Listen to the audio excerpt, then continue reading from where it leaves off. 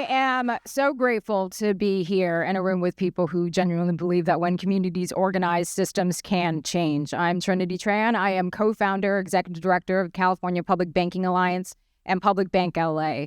I grew up here in California with my mom, and like a lot of working class families, we lived on the edge financially. I watched her work incredibly hard to keep the rent paid, food on the table.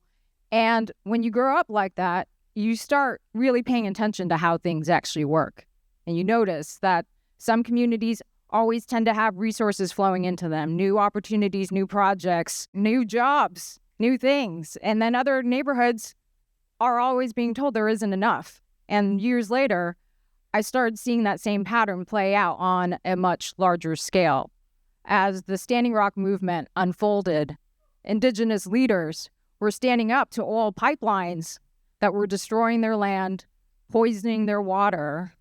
And out of those conversations came a really important realization. You can't build oil pipelines if banks don't fund them. So money decides what gets built. Money decides what survives. Money decides what future becomes possible.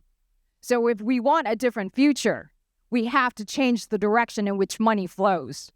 So at the time, we were organizing at a local level, trying to push LA City Council to divest from predatory big banks. But we ran into a problem. For the city the size of LA, there weren't many ethical alternatives. And so we asked a different question. What if our cities had their own banks?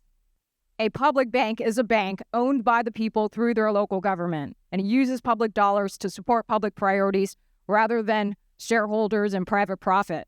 Right now, billions of our tax dollars are parked in Wall Street banks, which leverages those funds to finance displacement and pollution, while billions flow out of our communities year after year paying interest and fees to private banks.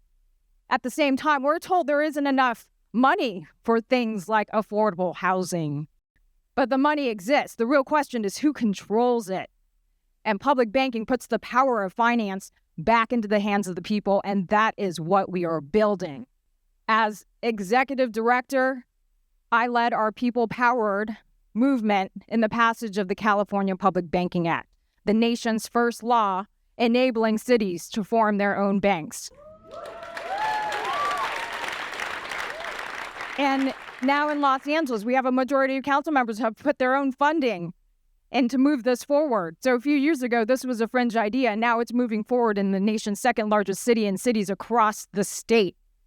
So now that we've created the laws, it's time to build, and we are working with communities and local governments across the state to launch the first generation of public banks designed to finance affordable housing, clean energy projects, small businesses.